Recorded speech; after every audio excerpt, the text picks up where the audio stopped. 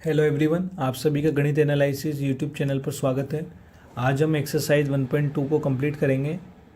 1.2 के अंदर हम क्वेश्चन नंबर 3 का क्वेश्चन नंबर 1 को सोल्व करने की कोशिश करेंगे। तो क्या दे रखा है हमें, सिद्ध कीजिए कि निम्नलिखित संख्याएं ए परिमेय हैं, ठीक है, या फिर ये ए परिमेय संख्याएं हैं, ठीक है। तो हमें क्या करना है, पहले इसका उल्टा मानेंगे कि दी गई संख्या क्या है, एक परिमेय संख्या है। तो इस सवाल को हम यहाँ करते हैं। तो क्या लिखूंगा मैं, माना 1/√2 एक परिमेय संख्या है, ठीक है। माना 1/√2 एक परिमेय संख्या है, तो ये क्या p/q के बराबर हो जाएगा √2? हाँ भाई, हो जाएगा, ठीक है, 1/√2।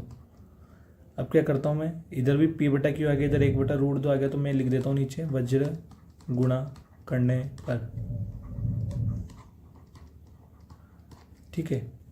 वज्र गुणा करूँगा तो क्या होगा, जो ये √2 है ये तो किससे गुणा होगा, p से, और q किससे गुणा होगा, 1 से। तो क्या होगा, p गुणा √2 बराबर q गुणा 1। यहाँ हमारा उत्तर क्या मिल गया, p√2 बराबर हो गया q, ठीक है। अब मैं क्या कर रहा हूँ, √2 को ही एक साइड रखूँगा, बाकी जो भी उसको एक साइड भेज देता हूँ। q बटा क्या लिख दिया मैंने, p, ठीक है। क्या लिख दिया मैंने, q बटा p। आपको क्या समीकरण एक मिल गई। जो बात अभी हमने पिछले सवाल में या जो पिछली क्लास में हमने देखा था क्वेश्चन नंबर 2 के अंदर, वैसे ही कुछ हमें लिखना है। क्या लिखोगे यहाँ, पी क्यू पूर्णांक है, क्यू पूर्णांक है, अतः क्यू बटा पी एक परिमेय, क्यू बटा पी एक परिमेय संख्या होगी। √2 एक ए परिमेय, √2 एक ए परिमेय संख्या है। यहाँ इस बात को आप यहाँ चाहे तो लाइन से लिख सकते हैं, यहाँ परिमेय संख्या क्या, यहाँ परिमेय संख्या ए परिमेय संख्या के, ए परिमेय संख्या के बराबर है,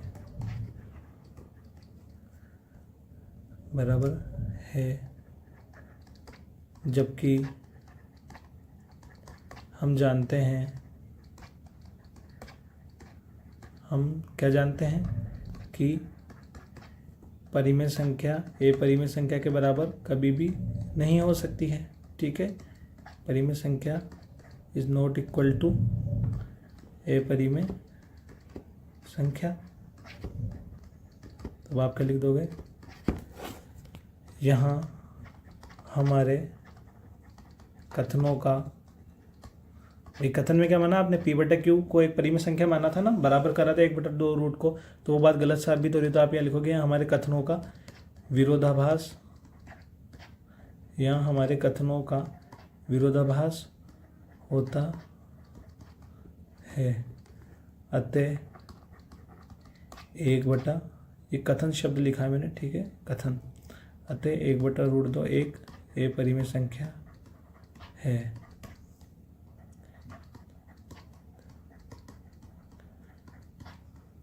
और नीचे क्या लिख दोगे आप, हैंस प्रूव्ड, या फिर लिख दोगे इति सिद्धम। शायद आप लोगों को ये सवाल अच्छे तरीके से समझ में आया होगा। अब हम चलते हैं अगले सवाल की ओर।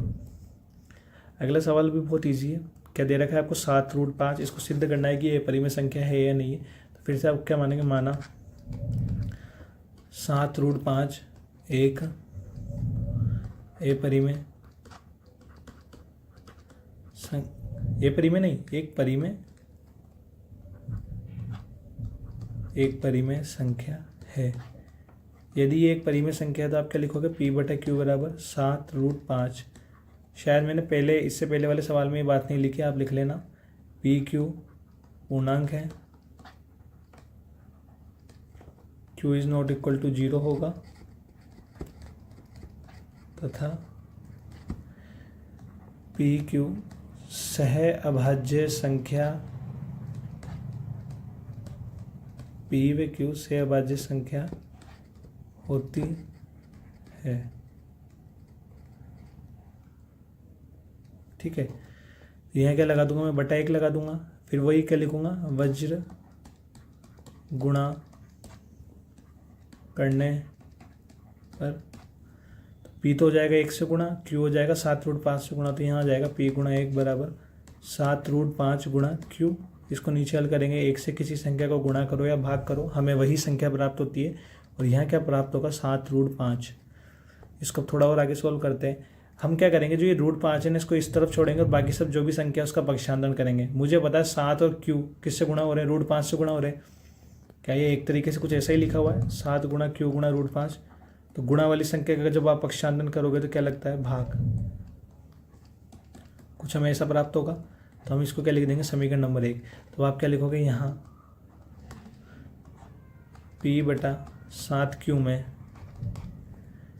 PQ 7 पूर्णांक है,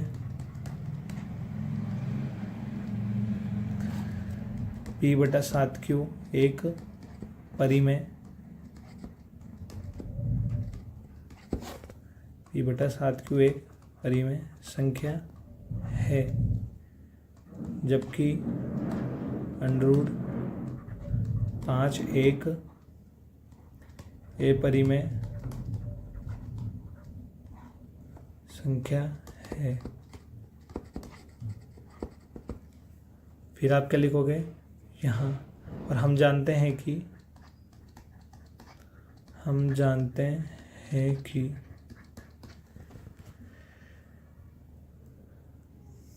परिमेय संख्या एक अपरिमेय संख्या के बराबर कभी भी नहीं हो सकती है। परिमेय संख्या नॉट इक्वल टू अपरिमेय संख्या। मुझे लगता है आप लोगों को ये सारी बातें समझ में आई होगी, मैंने कैसे क्या लिखा है यहाँ पर।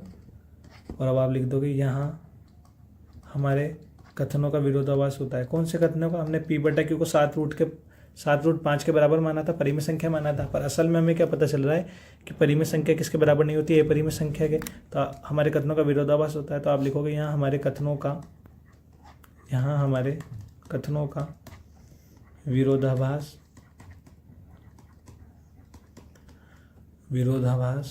होता है, अतः 7√5 एक अपरिमेय संख्या है। और यहाँ क्या लगा दोगे नीचे, इति सिद्धम। यही हमें सिद्ध करना था, या इंग्लिश में लिखना चाहो तो हेंस प्रूव्ड। ठीक है, इस आधार पे ये सवाल आपको अच्छे तरीके से समझ में आया होगा। अब हमारा जो अगला सवाल है उसको हम सोल्व करते हैं, 6 + √2। ये भी एक ऐसा सवाल है कि तीसरे का जो तीसरा सवाल है एक्सरसाइज 1.2 में, तो इसके लिए भी हम इसका उल्टा मानेंगे कि ये एक कैसी संख्या है, परिमेय संख्या है। ठीक है, तो आप क्या लिखोगे, माना 6 + √2 एक कैसी संख्या है, परिमेय संख्या है। जब भी आप लोगों के पास सवाल आए कि दी गई संख्या को अपरिमेय सिद्ध करो, तो आप उसको उल्टा मान के उसको शुरू करना कि वो एक परिमेय संख्या है।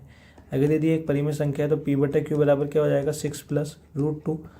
बटा में 1 लगा ही सकता हूँ मैं, उससे कोई फ़र्क पड़ता ही नहीं है। और यहाँ लिखोगे आप PQ क्या है, इस बात को लिखना बहुत ज़रूरी है। ये जस्टिफाई करता है कि आप P बटा Q को एक परिमेय संख्या मानते हैं। PQ पूर्णांक है, Q is not equal to 0 होगा, एवं PQ से अभाज्य संख्याएं हैं।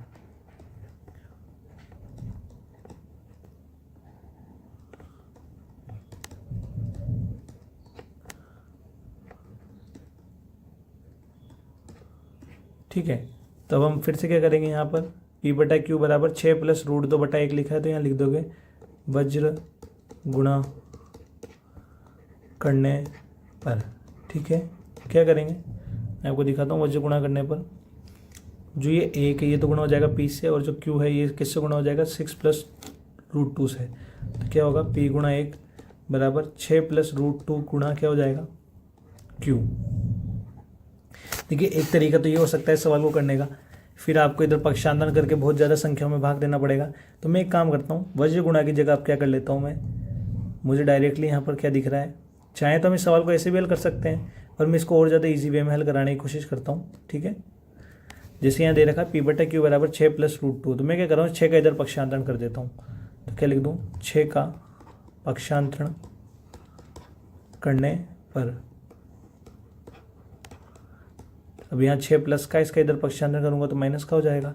P बटा Q माइनस का क्या हो जाएगा 6 बराबर क्या रह जाएगा √2। ठीक है, इस चाहे ना तो आप इस सवाल को यहाँ पर भी समाप्त कर सकते हो। मैं इस सवाल को एक बार यहीं पर समाप्त करने की कोशिश करता हूँ। ठीक है, चाहो तो आप यहाँ एलसीएम लेके इसको और आगे ले जा करके सोल्व कर सकते हो, या फिर इस सवाल को यहाँ पर भी सोल्व कर सकते हो। तो अब मैं क्या करता हूँ, इसको एक नाम दे देता हूँ, समीकरण नंबर 1। आप क्या लिखोगे यहाँ, P बटा Q माइनस 6 में PQ 6 पूर्णांक है,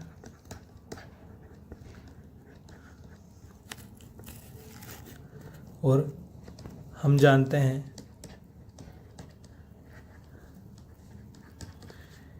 P बटा Q परिमेय संख्या है,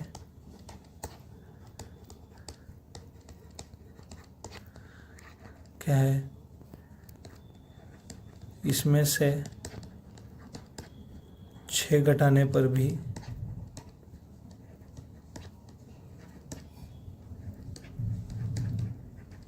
परिमेय संख्या प्राप्त होगी,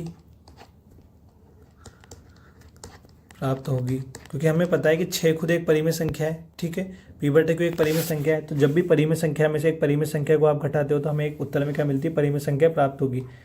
अतः P बटा Q माइनस 6 एक परिमेय संख्या है।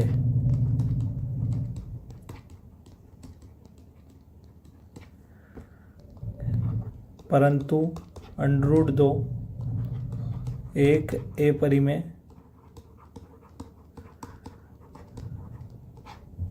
संख्या है। अब आप क्या लिखोगे, अपरिमेय संख्या है। अब आप यहाँ लिखोगे, हम जानते हैं, क्या जानते हैं हम जानते हैं कि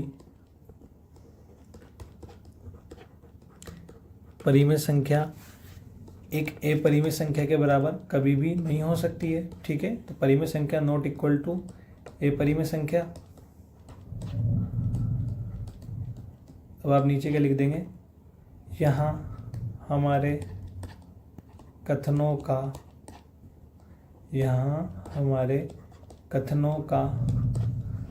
विरोधाभास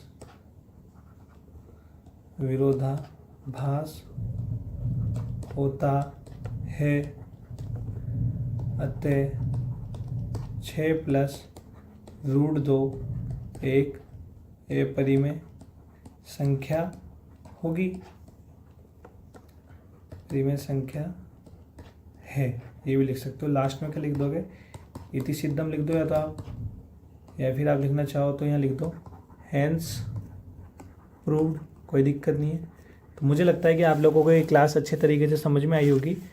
इस जो ये हमारी प्रश्नावली 1.2 है, इसके अंदर जो डीप क्वेश्चन है वो केवल √2, √5, √3, √7 कुछ ऐसी संख्या हो गई है, उनको सोल्व करने में हमें थोड़ा ज़्यादा टाइम लगता है, थोड़ा एक्स्ट्रा सोचना पड़ता है। बाकी जब आपके पास सवाल आए √2 में बटा के रूप में संख्या, जैसे 1 बटा √2, 3 बटा √2 है, ठीक है, √2 बटा 3 है, या फिर 6 + √2, 3 + 2 √3, ऐसे कोई भी संख्या मिलती है तो इनको हल करना बहुत आसान है।